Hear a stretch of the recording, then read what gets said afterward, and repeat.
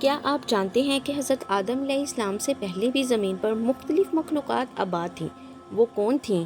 انہوں نے کیا کیا اور کیوں اللہ تعالیٰ نے حضرت آدم علیہ السلام کو ان کے بعد خلیفہ بنا کر بھیجا؟ آئیے جانتے ہیں اس حیرت انگیز حقیقت کو قرآن و روایات کی روشنی میں۔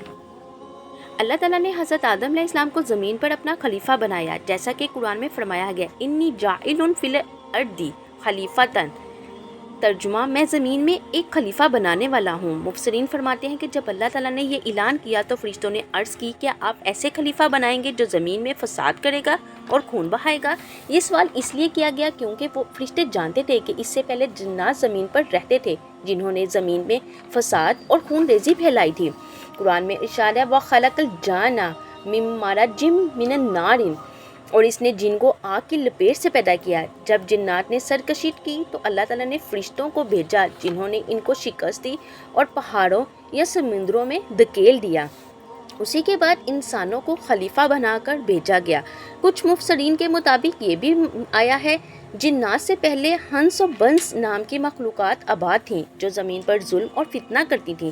اللہ نے انہیں ہلاک کر دیا اور پھر جنات کو پیدا کیا اور جنات کے بعد انسانوں کو پیدا فرمایا۔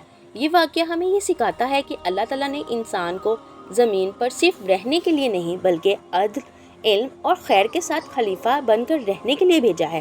اگر انسان بھی جنات کی طرح فساد کرے گا تو اللہ تعالیٰ اسے بھی عبرت کا نشان بنا سکتے ہیں۔ اگر آپ کو یہ ویڈیو پسند آئی ہو تو میرے چینل کو سبسکرائب کریں، لائک کریں اور اپنے دوستوں کے ساتھ ویڈیو کو لازمی شیئر کریں تاکہ علم قرآن سب تک پہنچ سکے۔